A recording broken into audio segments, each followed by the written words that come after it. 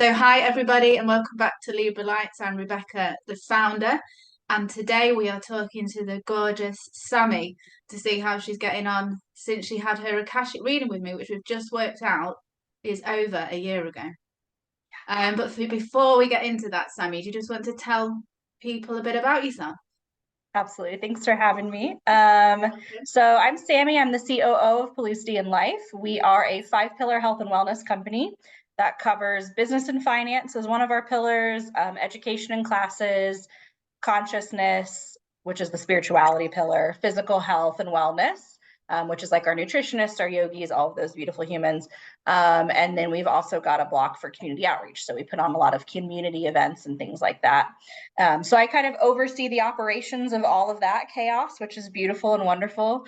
As well as I do oracle readings, astro dice readings. I do personal, like, get your business in order type 3D. I basically like to take everybody's 5D beautiful ideas and kind of implement them into the 3D. That's sort of my soul Wow, jam. that sounds amazing. And Yeah. you do that with Alison, who was on my on the last Akashic reading interview that I did. And I always say this, but I know that you two are under the same soul, whatever it's called. You have Mm-hmm. so many similar characteristics. So if any of Yeah. my tribe are watching this and thinking, oh my God, this is very much like Alison, they totally are. Yeah. So Oh yeah. crazy. So crazy. It's People, when like, they meet us in person, they're always like, "Are you sisters?" Like they're trying to figure it out, and we're like, "No, yeah, I'd even just go share so the far as to say person." twins. I'd say twin sisters. It's crazy. So yeah, that all sounds fantastic. What you and Alison are doing there with, I'll try and pronounce it correctly, pellucidity. Did I say it Yeah, right? Pelucity. And I think it's supposed to be Palucidity, but we're American, so we pronounce everything incorrectly. Oh well, I So do. So we'll be all right in this interview then. So I will never forget when I went into your Akashic records, Sammi. I can pinpoint. I can go straight back to the chair in the room and the day of when I went into your records because I nearly started crying from the beautiful love like vibration that I got from your soul in the Akashic records, and then the angels started singing, and I felt, and I do with all my readings, to be honest. So I get some kind of activation from all the readings that I do, but with yours, I definitely got some kind of a heart activation and opening with your reading, which just reflects what a beautiful soul you are. thank you. I'll never forget that. And I guess the first thing that came up when we looked into your Akashic records was which two archangels that you trained with in the primary and secondary realm. Because this is something that I look at because as souls, when we come to Earth, we choose two archangels to work with, as if we're choosing a university. And it's out of the top 7 archangels. I know there's hundreds more archangels, but I'm taught for this particular reading that we just look at the big 7. So that's let me see if we can remember all this. Uriel, Michael, Raphael, Zadkiel, Chamuel, and I knew I'd forget the last 2. They will come back to me in a minute. But for you, your primary realm was Archangel Zadkiel, which was the realm of creation, so working with your sacral chakra. And after all Mhm. that you've said that you do with the work that you do, that totally makes sense. And then Raphael, the realm of love, 39%, which is all about healing and the heart chakra. So when you were told that, did you feel that yes, that Oh feels like yeah. Oh yeah, yeah. Yeah. Yeah. Yeah. yeah. Yeah. The only archangel I've ever met, like that's ever come to me, is Michael. But since I've gotten to know Michael pretty well, and I understand the why we communicate the most together. Yeah, But yeah, yeah, it totally resonated. yeah. And that's Sammy's gorgeous dogs in the background. And they get all excited when there's energy going around. And the creation realm with Zadkiel as well is all about manifestation and bringing things to life. And that's my realm too. And it's also healing as well, but not the Raphael kind of healing with the love. It's the healing where we bring great transformation to people's lives. And it's as if we've got a lightning bolt in our hands.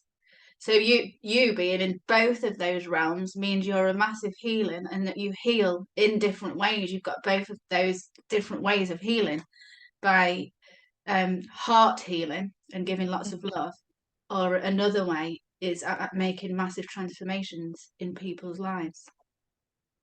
So yeah, that really came out strongly for you. Yeah, it definitely applies. It was, yeah, the whole reading was amazing. Everything you said, I was like, yes. See now that's an Alison thing that you just did, and Kaylee does that. Kaylee does that now too. All three of you are under the same soul. What do you call it? Soul umbrella. I think we just caught like an oversoul, like we're all different Oversoul. fractals That's of the it. same Yeah. oversoul. Yeah. Mm-hmm. Then We're different flavors of the same soup, I guess. I don't know. Yeah, that's a good way of saying it. Yeah. And then when I looked at you, what you were a master in terms of like soul mastery, what came out top for you, and I remember this, was birthing master. And Yeah. and what this means is these are people who are great at working with people in the different big transitions in their life. So that could be um, a maternity. Oh God, why am midwife? I'm Mm-hmm. midwife Yep. work today. And this doesn't just mean in this life, like you could have been a midwife in lots of other lives. A death doula, so helping people pass over, a medium, but then also somebody who works with teenagers and helps them transition from teenage to adulthood. And if I remember rightly, do you actually do that? Middle school teacher. Yep, for 9 years. Yeah. Yep. And So I'm a that medium, so there you go then. Yeah. So that tells me that that information that came through is absolutely correct, and that in a lot of your lives you've done this important work with people where they struggle with a transition. And this new thing that keeps happening since we've had the reading is when people are kind of in between. So like, let's say they've had a massive accident and they're sort of like deciding whether to pass on or not, or like they're in the stage of passing on. I now, when they come to me as a medium, they're like kind of shadowed or grayed out. It's like this, it's like I'm picking up the death doula stuff now too, like they'll come to me and I'll be like, and then they'll just kind of pop away. Like it's like they're having trouble coming in, sort of thing. And so then I'll call and talk and they're like, oh yeah, that person was in a car accident or something. And I'm like, oh, okay. Like, but it took me, oh my gosh, I don't know. It took me like 3 or 4 times of like these shadow things that wouldn't interact with me coming by before I kind of picked up on what it was, because that's not normal. Like normally when like spirits come in or angels come in or light beings come in, they're like, hi, hi, hi, hi, hi, and they have like a million things to say. There's normally not a distance there. So Wow. yeah. So has that come on since you've had your reading then? Yes. Yeah. Yeah. So maybe having, I mean, you were doing things like that anyway to do with the birthing master, but maybe being made aware that that's actually one of your masteries as a soul has opened you up and brought more gifts. Yep. Oh, I brilliant. definitely accredit it to that reading for sure. Yeah, because I had no idea what a death doula even was until you had mentioned that, and I was like, oh, interesting. And then I think because I had the information, I could actually notice what I was seeing and put the puzzle pieces together. I wouldn't have been able to put the puzzle pieces together before at all. So yeah. That's wonderful, because one of the intentions with these readings is that it empowers people to know what their gifts and strengths are as a soul. Because as you know, in this life on this 3D planet, we have this veil put over us and it makes us forget. So I guess my job is to lift the veil and help you remember. Yeah. Because as well as looking at all that for you, I think I channeled a couple of lives as well. Let's have a look, just to remind myself. Oh yeah. So I went, oh yes. So we got the Christ consciousness energy and my heart was burst open. Okay, it's all coming back to me now. Then Jesus, Mother Mary were there. And I felt that you'd been close to this energy in this life. Oh, and I saw you as a young black boy enslaved. Oh, yes, with chains around your feet. But you still had a smile on your face and you were resigned to this life. You had a dirty floor and you were in rags. Oh my God, I'm getting goosebumps. And Somehow, that was actually since then. So this is, oh my yeah. gosh, now putting all these things together. So since then I had a past life regression and I actually went back to that life. And that was the life when I knew Jesus and Mary Magdalene. Oh my So God. they saw me on their way through, and then Mary Magdalene begged Jesus to purchase me.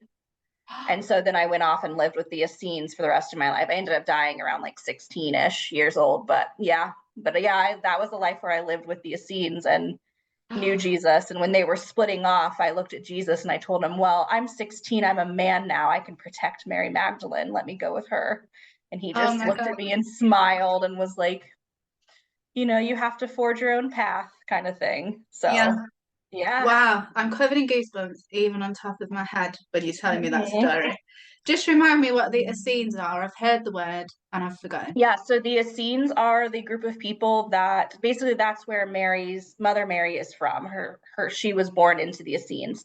Um, they were a group of what was considered fanatical religious people during the time, but essentially the Kalu or the Atlanteans, if you want to think of them as that way, came over and set up a society that would help when Jesus was born, help educate him and give him the materials and resources that he needed in order to walk his path. So the Essenes were kind of the group of people that handled that. And so they educated their women.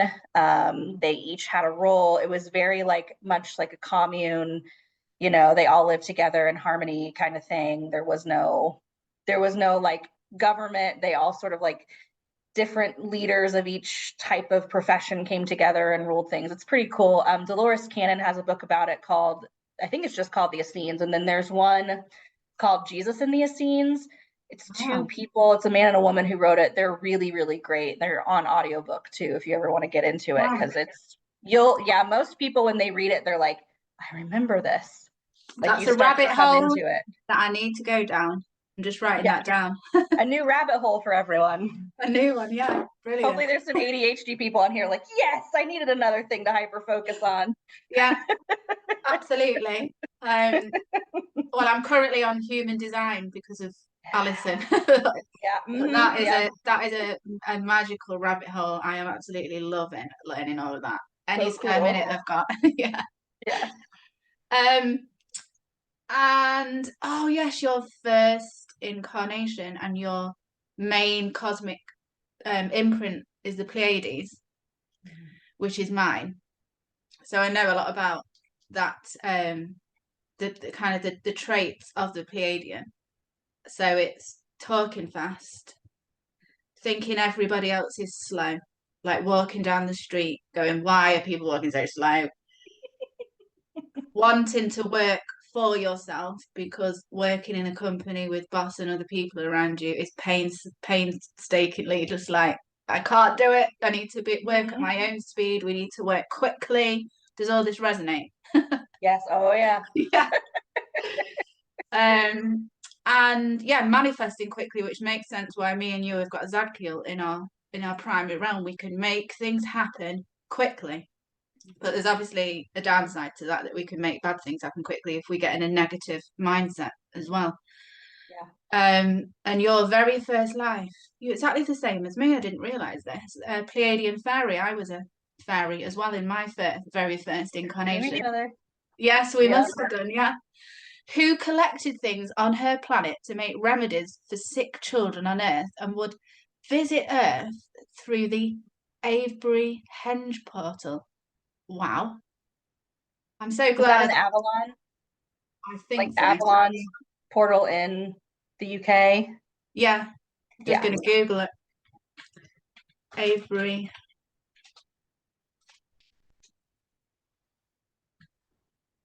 Yes, it's in that area. It's yeah,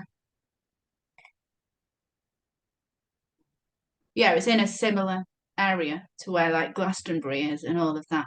So you Makes used sense. to leave the Pleiades to visit Earth through that portal, again working with children, and you'd make remedies out of things on your planet in the Pleiades, and there is a healing planet in the Pleiades as well, so it was probably that planet. So how amazing is that? And then Andromeda came up big time with you, which totally fits in with what I was feeling when I went into your Akashic records, like with the angelic energy, because often Andromedas are mistaken for archangels because they're so high vibrational and people see just a light. And actually you were an Andromedan angel just looking at the document. So did that kind of fit in with what you thought about yourself in terms of your galactic heritage? At the time, I didn't know much about the galactics at all because it was so long ago when we did the reading. But it did spark my curiosity. Like before, I was like, that's a fun activity for everyone else to be a part of. And I Yeah, just like was yeah. like, whatever, I'm so 3D that 5 Capricorn placements where I'm just like, ooh, Oh, really? Okay. but yeah. So, but it did spark my interest into actually researching some different things. And it did everything I researched. I was like, that makes sense. That Yeah, also makes sense. So, yeah. yeah.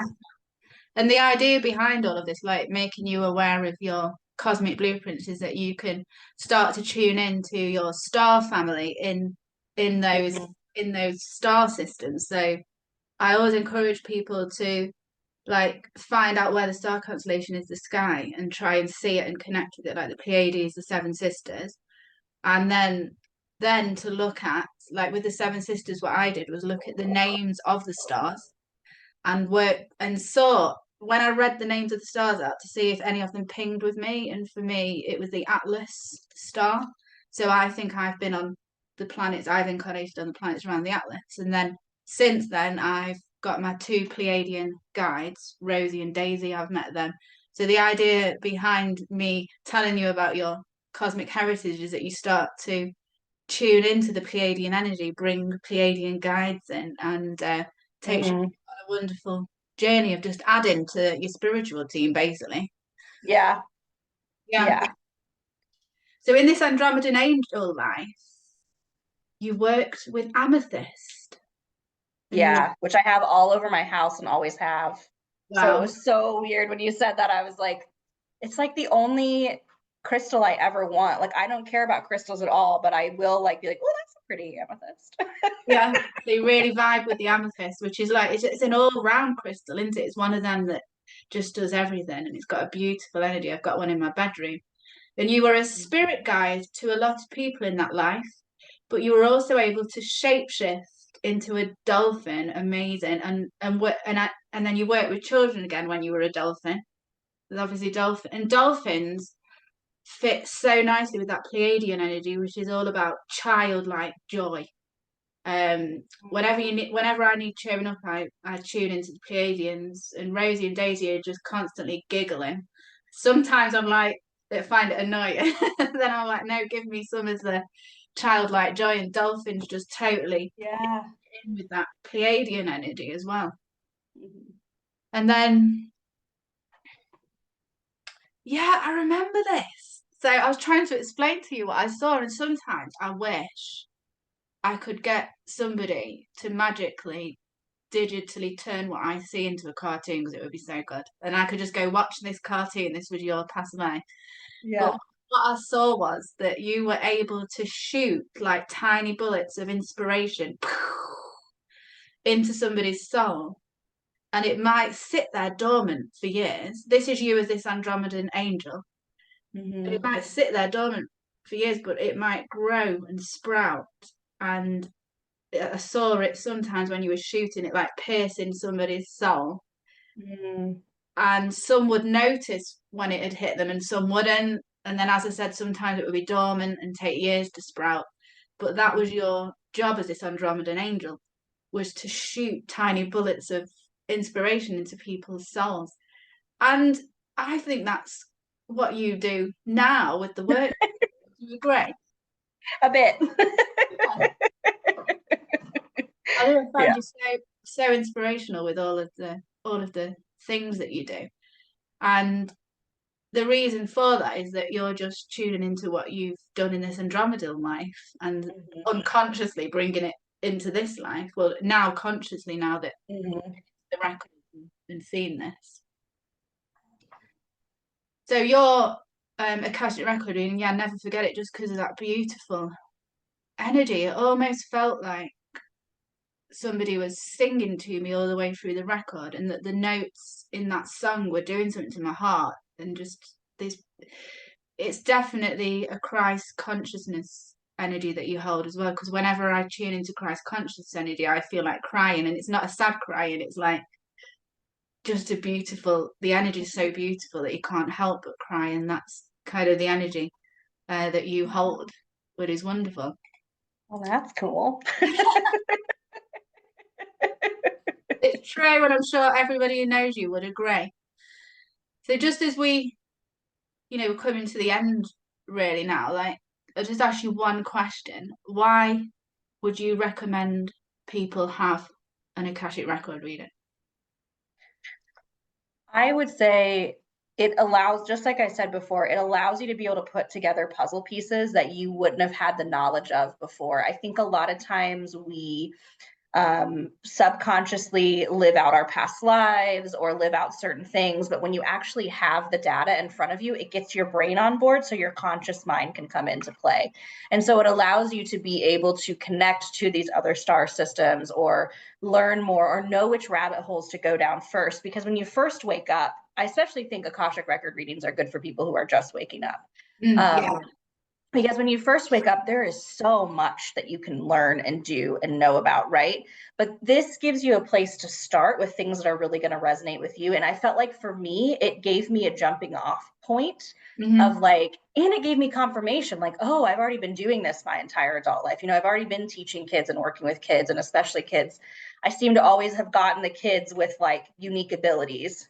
Like, the kids that would pull me aside and be like, Miss Spikeman, by the way, I see dead people sometimes. And I'd be like, Yeah. it's super normal. Don't worry about it. You know what I mean? Like, and Yeah. so it helps me. It was like a lot of my stuff was about kids and helping kids and providing peace and calmness for people and helping them.